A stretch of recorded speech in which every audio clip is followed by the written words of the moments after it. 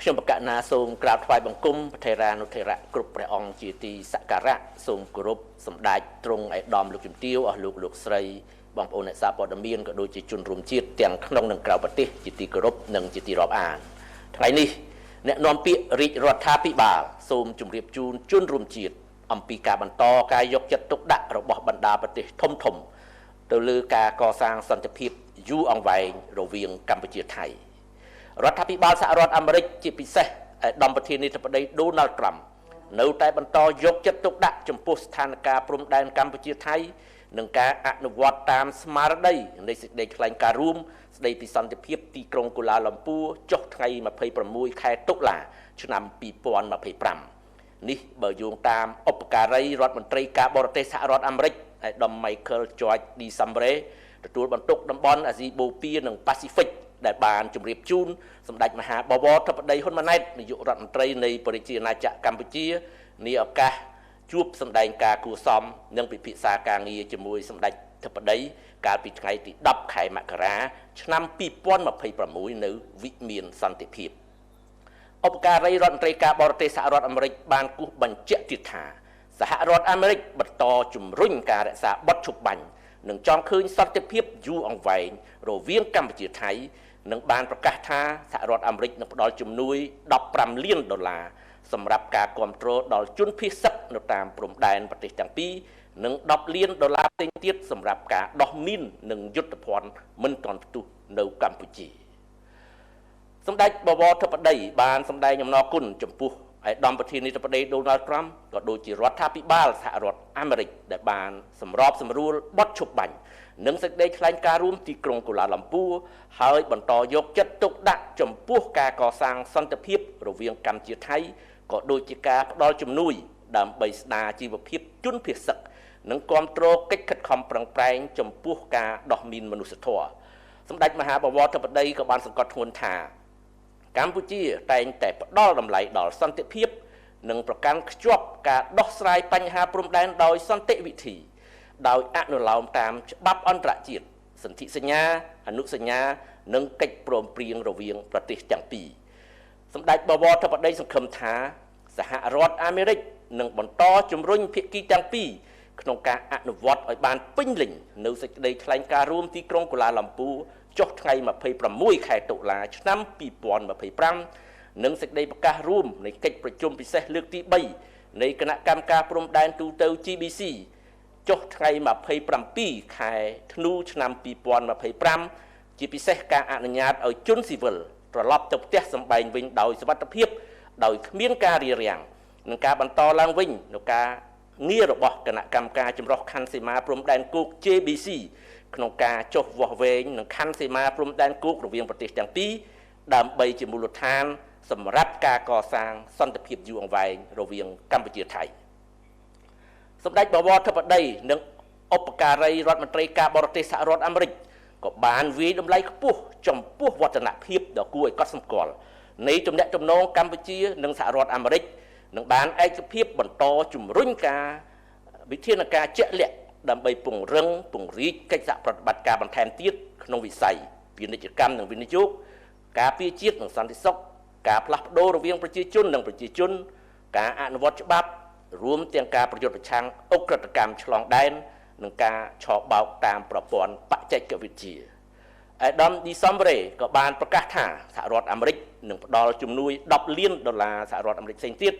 សម្រាប់ការកសាងសមត្ថភាពរបស់កម្ពុជាក្នុងការប្រយុទ្ធប្រឆាំងទៅនឹងការឆបោកតាមប្រព័ន្ធបច្ចេកវិទ្យាឧបការីរដ្ឋមន្ត្រីការបរទេសសហរដ្ឋអាមេរិកក៏បានជួបពិភាក្សាការងារជាមួយនឹងឧត្តមឧបនាយករដ្ឋមន្ត្រីប្រាក់សុខុនរដ្ឋមន្ត្រីក្រសួងការបរទេសនិងសហប្រតិបត្តិការអន្តរជាតិដើម្បីបញ្ជាក់ពីជំហររបស់សហរដ្ឋអាមេរិកចំពោះបទឈប់បាញ់និងការកសាងសន្តិភាពយូរអង្វែងមួយរវាងកម្ពុជាថៃសូមបញ្ជាក់ជូនជនរួមជាតិជ្រាបដែរថាតាមរយៈនយោបាយការទូតដ៏សកម្មនិងត្រឹមត្រូវហើយនឹងសន្តិភាពនិយមរបស់រាជរដ្ឋាភិបាលកម្ពុជាបណ្ដាប្រទេសជាមិត្តជាពិសេសប្រទេសមហាអំណាចបានបន្តចាប់អារម្មណ៍មកលើស្ថានភាពព្រំដែនកម្ពុជាថៃហើយបានជួយជ្រោមជ្រែងដើម្បីឈានទៅដល់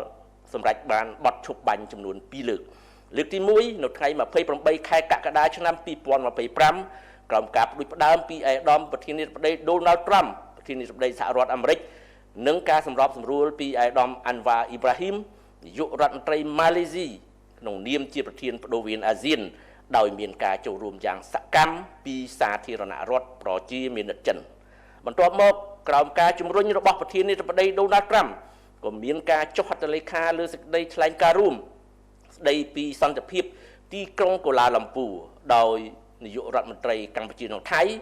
កាលពីថ្ងៃ26ខែតុលាឆ្នាំ2025ក្រោមកាសែតភ្នែកធ្វើជាសាក្សីរបស់ឯកឧត្តមប្រធានាធិបតីដោយផ្ទាល់និងឯកឧត្តមនាយករដ្ឋមន្ត្រីម៉ាឡេស៊ីក្នុងនាមជាប្រធានបដូវវេនអាស៊ានបទឈប់បាញ់លើកទី2កើតឡើងនៅថ្ងៃទី27ខែធ្នូឆ្នាំ2025តាមស្មារតីនៃកិច្ចប្រជុំពិសេសលើកទី3នៃគណៈកម្មការព្រំដែនទូទៅ GBC ក្រោមការជួយជ្រោមជ្រែងយ៉ាងសកម្មពីបណ្ដាប្រទេសជាមិត្តជាពិសេសសហរដ្ឋអាមេរិកសាធារណរដ្ឋប្រជាមានិតចិននិងម៉ាឡេស៊ីក្នុងនាមប្រធានបដូវវេនអាស៊ានតាមរយៈជំនួបតាមទូរស័ព្ទផងការបញ្ជូនប្រេសិទ្ធពិសេសមកកាន់កម្ពុជាថៃដើម្បីសម្របសម្រួលដោយផ្ទាល់ផងនិងតាមរយៈបណ្ដាញទំនាក់ទំនងផ្សេងៗទៀតកាលពីថ្ងៃទី29ធ្នូឆ្នាំ2025ក៏មានកិច្ចប្រជុំត្រីភាគីនៃរដ្ឋមន្ត្រីការបរទេសនិងមន្ត្រីយោធាជាន់ខ្ពស់កម្ពុជាថៃនិងចិនដែលបានប្រព្រឹត្តទៅនៅខេត្តយូណាននៃសាធារណរដ្ឋប្រជាមានិតចិនតាមការអញ្ជើញរបស់ឯកឧត្តមវ៉ាងយីរដ្ឋមន្ត្រីក្រសួងការបរទេសនៃសាធារណរដ្ឋប្រជាមានិតចិនកិច្ចប្រជុំបានគូសបញ្ជាក់ថាអត្ថភាពជាបន្ទាន់គឺការធានាឲ្យបានរឹងមាំនៅបទឈប់បាញ់និងការធានានៅការអនុវត្តឲ្យបានពេញលេញនិងប្រកបដោយប្រសិទ្ធភាពសម្ដៅឈានទៅរកសន្តិភាពចេរកាលសរុបមកវិញកម្ពុជាជាប្រទេសតូចមែនតែមានឋានៈដឹកនាំស្រឡាញ់សន្តិភាពនិងចង់ដោះស្រាយរាល់បញ្ហាដោយសន្តិវិធីស្របតាមច្បាប់អន្តរជាតិនិងមានប្រជាជនចេះរួមសាមគ្គីគ្នាយ៉ាងរឹងមាំនៅពីក្រោយរាជរដ្ឋាភិបាលដើម្បីការពារអធិបតេយ្យភាពជាតិបូរណភាពទឹកដីរបស់ខ្លួននេះគឺជាហេតុផលដែលសហគមន៍អន្តរជាតិស្ថិតនៅជាមួយកម្ពុជានិងជួយជ្រោមជ្រែងគ្រប់បែបយ៉ាងដើម្បីបុព្វហេតុដ៏ត្រឹមត្រូវរបស់កម្ពុជាហើយនេះក៏ជាកត្តាធានាយ៉ាងកក់ក្ដៅក្នុងជំហានឆ្ពោះទៅដោះស្រាយបញ្ហាព្រំដែនកម្ពុជាថៃដោយសន្តិវិធីនិងដោយយុត្តិធម៌ស្របតាមគោលការណ៍ច្បាប់អន្តរជាតិដោយដែលបានព្រមព្រៀងគ្នាត្រង់ចំណុចទី3នៃសេចក្តីប្រកាសរួមចុះថ្ងៃ27ខែធ្នូឆ្នាំ2025អ្នកនាំពាក្យរាជរដ្ឋាភិបាលកម្ពុជាសូមបញ្ជាក់ជំហរជាថ្មីថាកម្ពុជាគោរពនិងអនុវត្តយ៉ាងម៉ឺងម៉ាត់និងស្មោះត្រង់បំផុតនៅបទឈប់បាញ់និងកិច្ចព្រមព្រៀងទាំងឡាយដែលបានធ្វើកាលពីពេលកន្លងមកកម្ពុជាប្រកាន់ជំហរយ៉ាងម៉ឺងម៉ាត់ក្នុងការការពារខ្សែព្រំដែនអន្តរជាតិកម្ពុជាថៃដែលបន្សល់ទុកដោយគណៈកម្មការព្រំដែនឥណ្ឌូចិនសៀមដោយគោរពគោលការណ៍ច្បាប់អន្តរជាតិគោលការណ៍ខ្សែព្រំដែនមិនកែប្រែ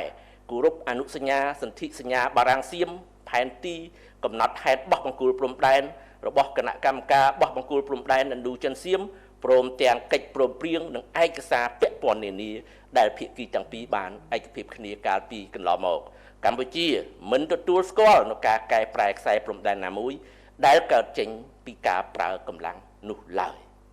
សូមអរគុណនិងសូមគោរពលាតែប៉ុណ្ណេះបាទ